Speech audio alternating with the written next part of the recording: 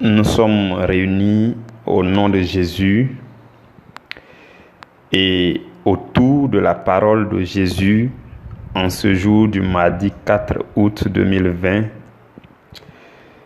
Et nous lisons dans Éphésiens chapitre 4, versets 11 à 15.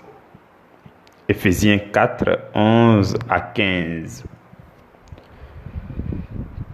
Et il a donné les uns comme apôtres, les autres comme prophètes, les autres comme évangélistes, les autres comme pasteurs et docteurs, pour le perfectionnement des saints, en vue de l'œuvre du ministère et de l'édification du corps de Christ, jusqu'à ce que nous soyons tous parvenus à l'unité de la foi et de la connaissance du Fils de Dieu, à l'état d'homme fait, à la mesure de la stature parfaite de Christ, afin que nous ne soyons plus des enfants flottants et emportés à tout vent de doctrine, par la tromperie des hommes, par leur ruse dans les moyens de séduction, mais que, professant la vérité dans l'amour, nous croissions à tous égards en celui qui est le chef, Christ. Parole du Seigneur. Nous rendons grâce à Dieu. Frères et sœurs, notre sous-thème, c'est les dons de ministère et leurs objectifs. Les dons de ministère et leurs objectifs. Et nous allons nous appuyer sur le texte biblique que nous venons de lire. Nous allons prier pour recommander la méditation au Seigneur et à la présence du Saint-Esprit. Seigneur Dieu éternel, béni sois-tu pour ce moment, béni sois-tu pour ta parole que tu nous donnes en nourriture spirituelle de ce jour. Seigneur, nous voudrions avancer avec toi à travers cette méditation et nous désirons ardemment que ton esprit décrypte pour nous et nous révèle à nos cœurs les profondeurs de ta parole si excellente. Et que toutes choses adviennent pour la seule gloire de ton nom, toi le Dieu créateur du ciel et de la terre, le Dieu d'Abraham, le Dieu d'Isaac, le Dieu de Jacob, le Dieu infiniment puissant et grand, le Dieu d'amour, amour manifesté en Jésus-Christ pour l'humanité. Béni sois-tu éternellement. Amen. Les dons de ministère et leurs objectifs. Mes frères et mes sœurs, lorsque vous observez notre sous-thème de ce jour, vous remarquerez qu'il y a deux parties. Nous allons d'abord parler rapidement des dons de ministère et ensuite nous allons parler de leurs objectifs. N'oubliez pas que durant ce mois d'août, nous sommes en train de parler de l'amour pour l'œuvre du ministère. Et en cette première semaine d'août, le thème que nous traitons, c'est l'amour. Que signifie l'œuvre du ministère en Christ. Donc aujourd'hui, nous parlerons des dons de ministère de façon brève et nous allons aussi parler de leurs objectifs. Frères et sœurs dans le Seigneur, je sais que vous avez déjà une idée de ce que c'est qu'un don. De façon générale, un don doit être considéré comme une dotation, comme une ressource, un ensemble de moyens, des capacités, des talents, des potentiels que nous recevons en nous en vue de faire un travail, d'accomplir un travail.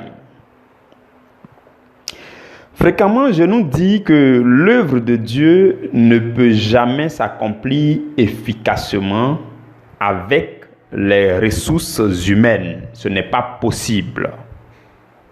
L'œuvre de Dieu ne s'accomplit efficacement qu'avec les ressources que Dieu donne et qu'on appelle aussi dons ou alors dotation ou alors capacité surnaturelle. Si vous tentez de faire l'œuvre de Dieu avec vos propres sagesses, vos propres capacités, vous allez vous sentir épuisé à un moment donné. Voilà pourquoi je dis fréquemment l'œuvre de Dieu d'accord, mais le Dieu de l'œuvre d'abord. Donc, quand tu entres en connexion, en relation intime avec le Dieu de l'œuvre, il te révèle la manière de bien faire l'œuvre de Dieu. Il te communique les dons, les capacités, les ressources nécessaires pour accomplir l'œuvre de Dieu. Vous comprenez, hein? Donc, c'est cela de façon générale les dons. Maintenant, quand vous parcourez la Bible, vous allez découvrir que on peut regrouper les dons en trois grandes catégories. On peut les regrouper en trois catégories. Il y a les dons qu'on appelle les dons de ministère. C'est la première catégorie, les dons de ministère ou bien les dons ministères.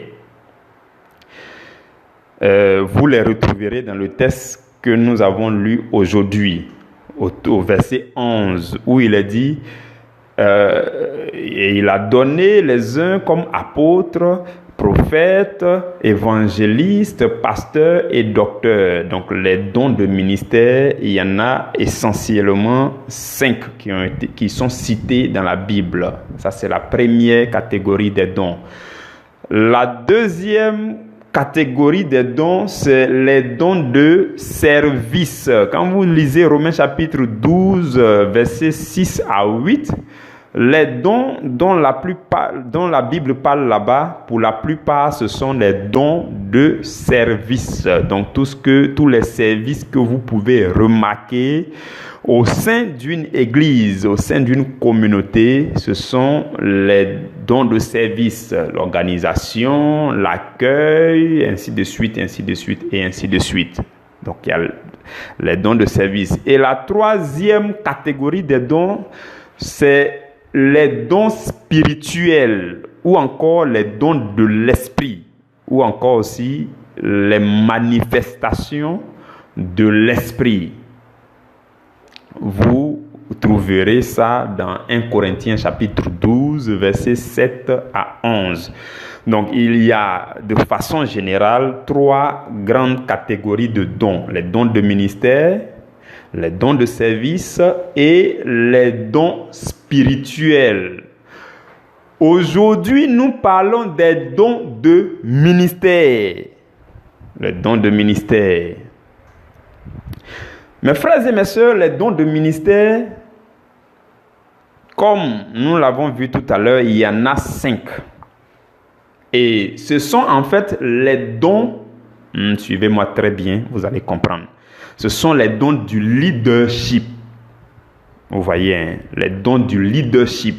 Ce sont les dons qui sont exercés afin de conduire un grand nombre de personnes ou de parler à un grand nombre de personnes ou d'aider un grand nombre de personnes à recevoir Jésus ou à marcher avec Jésus. Donc, c'est en quelque sorte les dons de leadership, un leadership chrétien, vous voyez. Ce sont aussi comme des fonctions qu'on exerce. C'est-à-dire que les dons de ministère, en fait, quand tu as un don de ministère, ou tu as 2 ou 3 dons de ministère, tu es établi pour exercer ces fonctions-là. Donc, tu les exerces comme fonctions, établies officiellement pour exercer ces fonctions. Ce sont ces dons de ministère que nous appelons aussi les dons pour faire l'œuvre du ministère. Pour faire l'œuvre du ministère. Pour être à la tête d'un ensemble ou alors d'une assemblée de chrétiens. Pour être responsable, pour guider un ensemble de chrétiens. Donc, pour faire l'œuvre du ministère. C'est ça, les dons de ministère. J'espère que vous comprenez. J'ai donné d'abord les 3 catégories de dons. Et là, aujourd'hui, nous parlons seulement des dons de ministère. Ce que je voudrais dire aussi, c'est que les 2 autres catégories de dons s'exercent au sein d'un ministère. Quand vous prendrez les dons de service, c'est lorsque une œuvre du ministère est déjà en train d'être exercée, que au sein de cette œuvre, les dons de service peuvent être exécutés, exercés. De même, les dons spirituels ne se manifestent que dans une assemblée où les dons de ministère sont en train de déjà s'exercer. Donc, dans une assemblée. Vous comprenez? Donc, les dons de ministère, c'est pour faire une œuvre, c'est pour diriger une assemblée, c'est pour aider une assemblée, c'est pour proclamer l'évangile à une assemblée. Maintenant, au sein de cette assemblée, lors de leur rassemblement, de leur réunion de prière et autres, les 2 autres catégories de dons peuvent s'exercer, peuvent se manifester. Vous comprenez? Donc, c'est ce lien-là que je voudrais faire avant de continuer. Vous pouvez remarquer avec moi, je vous invite à faire cette remarque-là sur la base de la parole. Nous remarquons ensemble que le don, quand on dit don de ministère, le don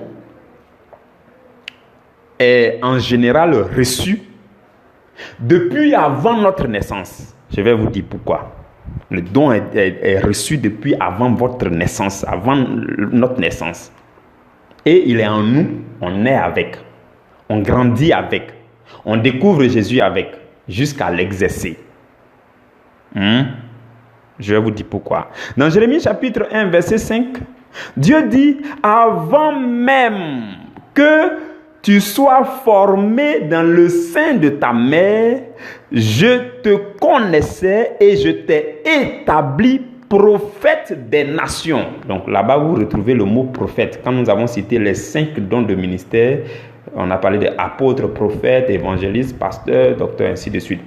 Dieu dit, avant même que Jérémie, pour le cas de Jérémie, avant même que Jérémie soit dans le sein de sa mère, quand Dieu l'avait façonné, Dieu a dit, je le connaissais et j'avais déjà mis en lui le don de prophète, le don de ministère qu'on appelle don de prophète, pour qu'il soit prophète des nations. Mes frères et mes sœurs, il ne s'agit pas de Jérémie seul, vous-même aussi là.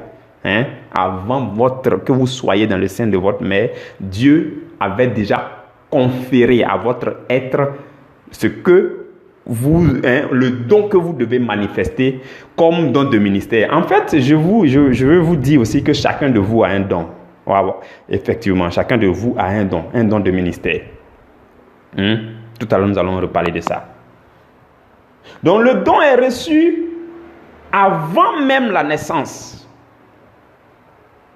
Et quand on naît, et qu'on n'est pas en Jésus-Christ, on ne marche pas avec Jésus durant les premières années de notre vie, on est dans le monde, on fait ce qu'on veut, vous allez remarquer qu'on utilise les dons que Dieu a mis en nous là, on les utilise. La plupart des cas, on les utilise dans les mauvais contextes. Ou bien, on les utilise dans les contextes qui ne sont pas trop adéquats.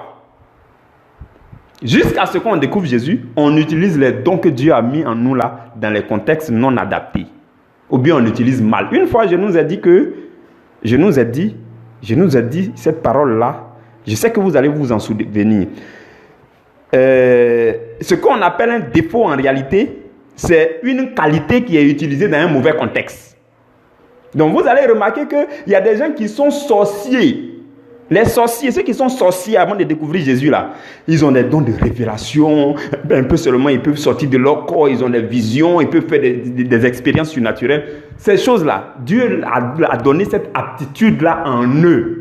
Ils avaient ce potentiel-là. Vous voyez, tout à l'heure, on va parler du fait de ranimer le don aussi, parce que le don peut être dormant en toi, sans que tu le saches. Mais il y a des manières de réveiller, de ranimer. Souvent, dans la sorcellerie, il faut initier la personne d'abord pour que ça se ranime, quelque chose comme ça. Donc, il y a des gens, ils sont sorciers, ils ont ces dons mais quand ils découvrent Jésus, après, ils deviennent des grands évangélistes ou bien grands prophètes, vous voyez. Parce que ces dons de révélation et autres là, ça permet de bien exercer le don de ministère qu'on appelle prophète évangéliste. Vous voyez. Il y a des gens qui sont très bavards. Ils parlent.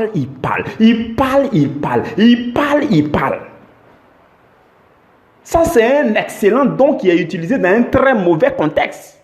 Plus tard, quand il va découvrir Jésus, il va se rendre compte qu'en fait, Dieu l'a appelé à enseigner, à être prédicateur de la parole. Vous comprenez? Donc, la plupart du temps, on dit non, tel a un défaut. Ce n'est pas un défaut, c'est une qualité qui est utilisée pour l'instant dans un mauvais contexte. Le jour où Jésus va ajuster ça, le jour où il va se ressaisir et puis il va ajuster, quand ça sera utilisé dans un bon contexte, vous allez voir que la personne va prendre son envol. Vous comprenez? Et donc finalement, quand on découvre Jésus, on se ressaisit, on se calme, on découvre que Dieu avait mis des choses en nous. Depuis même tout petit. Il y en a depuis tout petit, ils ont ces choses-là en eux. Ils savent qu'ils ont ça en eux. Mais ce n'est pas encore réveillé, ce n'est pas encore ranimé. Vous comprenez? Donc chacun de nous a reçu les dons. Mais ça doit se travailler, ça doit se découvrir, ça doit se ranimer. Lorsque Paul parlait à Timothée, dans 2 Timothée chapitre 1 verset 6, Paul dit « Je t'exhorte à ranimer le don de Dieu que tu as reçu par l'imposition de mes mains. » Que tu as reçu par l'imposition de mes mains. Ça dit quoi? Le don était en la personne. Mais il fallait réveiller ou bien il fallait initier la personne, mais il fallait proclamer quelque chose sur la personne pour que ça se déclenche ou bien pour que le ciel s'ouvre ou bien pour créer une connexion divine, pour que la personne se ressaisisse et découvre ce don. Maintenant, quand tu découvres, il faut ranimer. Il faut ranimer, il faut faire travailler le don. Il faut bonifier le don. Sinon, ce n'est pas que Paul a choisi de dire, bon, Timothée, je t'impose les mains, à partir d'aujourd'hui, tu es pasteur. Non, ce n'est pas ça. Et que non, Timothée n'avait pas le don de pasteur en lui, tout ça. Non. C'était ancré en lui, mais lui-même n'avait pas encore découvert. Peut-être qu'il l'utilisait dans un mauvais contexte. Il y a des gens qui sont excellents pasteurs, mais aujourd'hui, tu vas les voir, ils sont peut-être entraîneurs d'une équipe de football, de femmes, tout ça. Pour le moment, ils sont derrière les gonzesses, tout ça, et puis ils font. Mais c'est peut-être le don de berger là qui est en lui, le don de pasteur là qui est en lui. Excusez-moi, peut-être l'exemple n'est pas adéquat. Mais c'est ça. C'est une qualité, mais il l'utilise comme il veut pour le moment. Jusqu'à ce qu'il découvre que Jésus l'appelle, Jésus avait mis ça en lui pour qu'il l'utilise pour la gloire de son nom. Donc Paul dit, quand je t'ai imposé les mains, il y a un don de Dieu que tu as découvert en toi, que toi et moi nous avons découvert, que Dieu m'a révélé, que j'ai proclamé sur toi. Et dans cette assemblée, quand je t'ai imposé les mains, toi Timothée, on a découvert que tu es pasteur. Voilà pourquoi je t'ai laissé à Éphèse comme pasteur de l'église d'Éphèse. Et il dit, il ne faut pas hésiter à ranimer tous ces dons-là que tu as découverts le jour-là que je t'ai imposé les mains. Vous comprenez? Donc ça se travaille, ça se ranime. Ça se travaille, ça se ranime. Donc c'est ça le don. Chacun de nous a un don. Je nous dis que chacun de nous a un don parce que quand vous prenez ce que Jésus a raconté dans Matthieu chapitre 25, à partir du verset 14, la Bible dit quoi? Le maître a donné des talents à ses serviteurs. Il a donné 5 talents à un, il a donné 3 talents à l'autre, il a donné 1 talent à l'autre. Donc, Non, 2 talents, pardon. 5, 2 et 3 et 1. Ça veut dire que celui-même qui n'a rien reçu là, qui pense qu'il n'a pas de don, il a au moins quelque chose en lui. Il y a quelque chose en lui. Vous comprenez? Donc, c'est ça les dons. Et ce que je veux dire, c'est que les dons de ministère, il y en a 5. Vous allez voir, observez-vous, regardez au fond de vous-même, il y a quelque chose. Il y a quelque chose en vous qui a quelque chose à voir avec le don de ministère qu'on appelle apôtre ou prophète, ou évangéliste, ou pasteur, ou docteur. Forcément, il y a quelque chose qui est incrusté en vous, qui est en vous, qui doit être réveillé, qui doit être découvert par vous-même et que vous devez travailler, vous devez bonifier pour que ça soit à la gloire de l'Éternel. Parce que dans Matthieu chapitre 25, Jésus dit que les serviteurs sont allés faire valoir les talents. Celui qui avait eu 5 là, il a tout fait pour faire valoir. Il a eu 5 autres, ainsi de suite. Vous comprenez? Donc, les dons, ça se travaille. Quand tu découvres, tu essaies de réadapter au bon contexte et puis tu y travailles, tu t'engages pour faire valoir, pour bonifier le don. C'est ça les dons de ministère.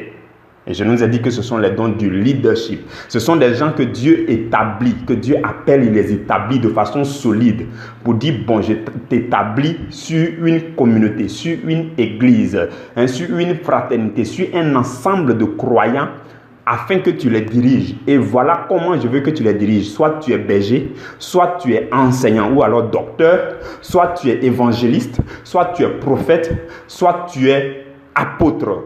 Et donc, chacun découvre son don et exerce, commence à faire un ministère, une œuvre de ministère et commence à faire l'œuvre de Dieu, commence à guider un peuple de Dieu en fonction de ses dons. Dans une même communauté, dans une même église, vous pouvez voir plusieurs, ceux qui sont les leaders, là, ceux qui sont à la tête, vous pouvez voir 2 ou 3 ou 4 personnes qui ont différents dons et ils peuvent diriger tout le peuple de Dieu en communion. Voilà, ils peuvent le faire ensemble comme une équipe.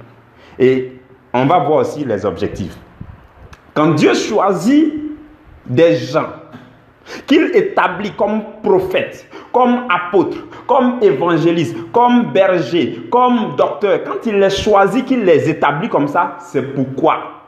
Ça, c'est la question qu'on peut se poser. Pourquoi? Et le texte que nous avons lu aujourd'hui nous en donne la réponse.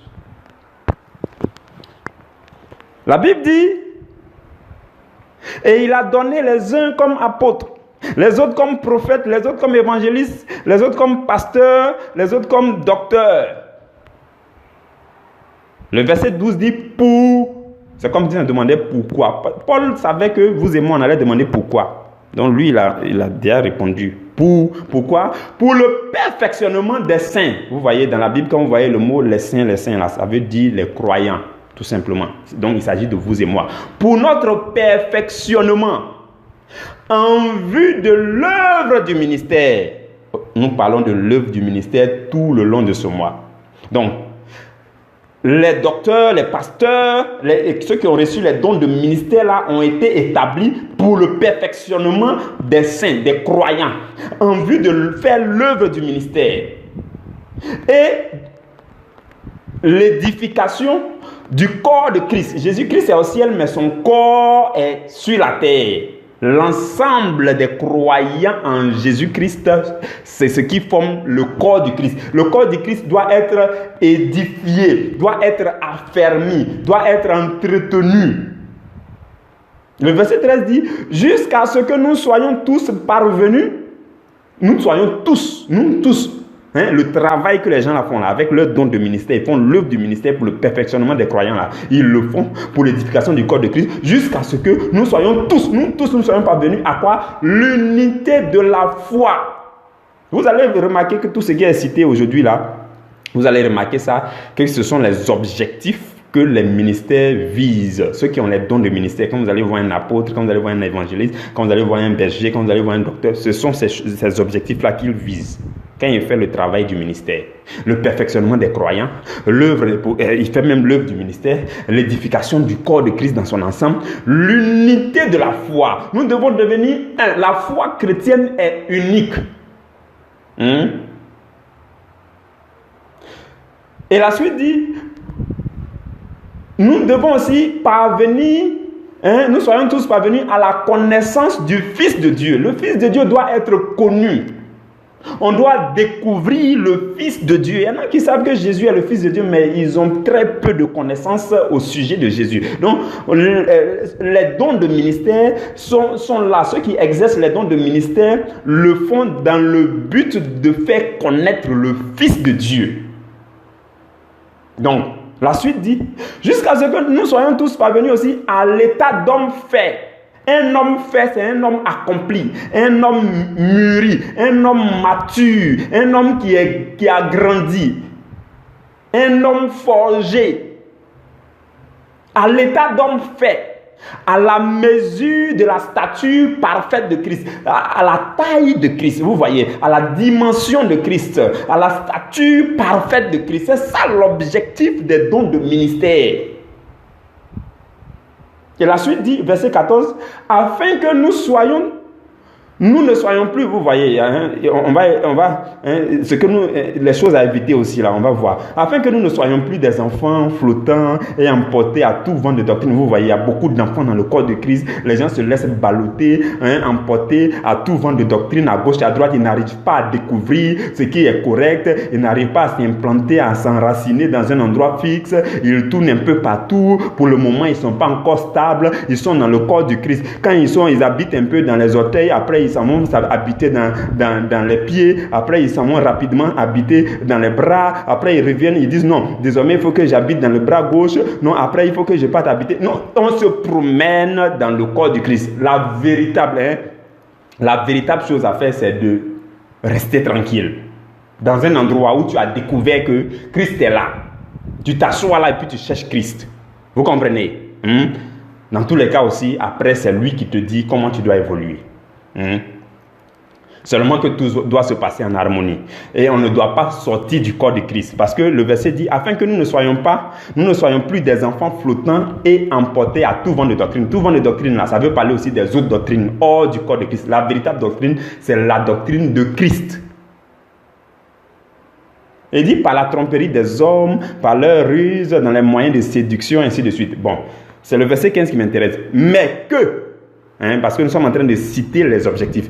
Donc, afin que nous ne soyons plus des enfants, afin que nous ne soyons pas trompés par les hommes, mais que professant la vérité dans la foi. Donc, afin que nous puissions professer la vérité dans la foi. C'est-à-dire que nous avons pour profession la vérité, la vie dans la vérité et dans l'amour. Pardon, dans l'amour, pas dans la foi, dans l'amour. Et la suite dit, pour que nous croissions à tous égards. Bon, je vais reprendre calmement pour vous faire découvrir 9 choses que j'ai appelées 9 niveaux d'objectifs des dons de ministère. Donc, ce qui est cité dans ce verset-là, dans ces versets-là, à partir du verset 12 jusqu'au verset 15, vous allez voir qu'il y a 9 niveaux d'objectifs. J'ai dit niveau d'objectifs parce que ça va progressivement. C'est comme si on répondait à des questions, On dit pourquoi, jusqu'à quand, jusqu'à où, à quel point, et puis on répond. Jusqu'à quel niveau, et puis on répond, ainsi de suite. Vous allez remarquer que c'est ça. Donc, c'est des niveaux d'objectifs. C'est étape après étape. C'est comme des paliers. Donc, niveau d'objectif. C'est 9 niveaux d'objectifs que je vais nous montrer rapidement. Le premier niveau d'objectif des dons de ministère, c'est-à-dire ceux qui ont les dons de ministère, qui exercent les dons de ministère, qui font une œuvre là, ceux qui ont ces dons-là, Dieu les a suscités. Pourquoi? La première question, c'est pourquoi. Et le verset nous dit, le verset 12 nous dit, première chose, premier niveau d'objectif, le perfectionnement des croyants. En vue de faire quoi même? Deuxième niveau d'objectif, faire l'œuvre du ministère. Et de faire quoi encore? Troisième niveau d'objectif, l'édification du corps de Christ. Mais jusqu'à où même? Jusqu'à quel niveau? Quatrième niveau d'objectif, jusqu'à ce que nous soyons tous parvenus à l'unité de la foi. L'unité de la foi. Cinquième niveau d'objectif, la connaissance du Fils de Dieu.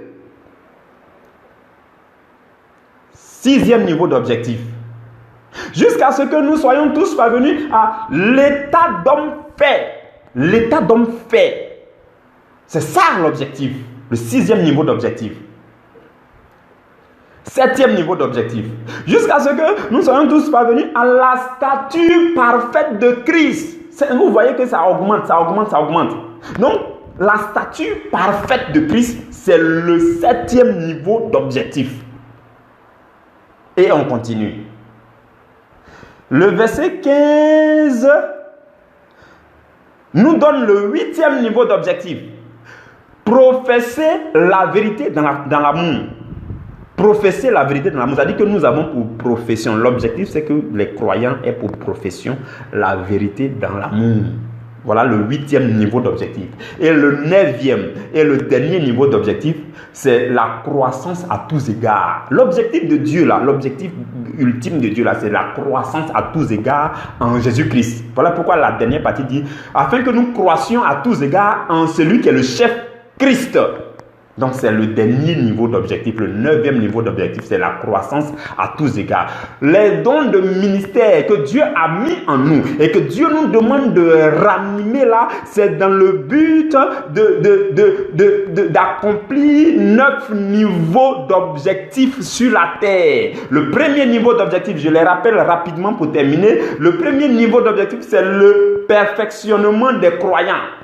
Deuxième niveau, l'œuvre du ministère. Troisième niveau, l'édification du corps de Christ. Quatrième niveau, l'unité de la foi. Cinquième niveau, la connaissance du Fils de Dieu. Sixième niveau, l'état d'homme fait. Nous parvenons à l'état d'homme fait.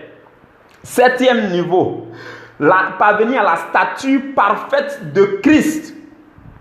Huitième niveau, professer la vérité dans l'amour. Et le 9e et dernier niveau, croître à tous égards, grandir à tous égards, évoluer à tous égards, resplendir à tous égards, prospérer à tous égards. Voilà pourquoi il est important que les dons de ministère que Dieu a déposés en chacun, si vous observez très bien les dons, il y a forcément un don qui est en vous, qui dort en vous, que nous allons réveiller durant ce mois-là. C'est ce que nous allons faire, ça va se réveiller. Que tu le veuilles ou pas, je te demande une seule chose, reste connecté. Ça va se réveiller. Parce que l'objectif de Dieu, c'est que tu découvres qu'il a mis cela en toi avant même qu'il te mette dans le sein de ta mère. Et qu'en écoutant ces enseignements, ce don-là, tu le découvres et que tu les ranimes et que tu y travailles afin que le corps de Christ en soit édifié, afin que tu sois établi. Vous comprenez? Que la grâce de Dieu demeure sur vous. Je bénis Dieu pour votre vie. Nous allons nous retrouver demain à la première heure. Restez bénis. Que Dieu vous garde au nom de Jésus-Christ de Nazareth. Amen.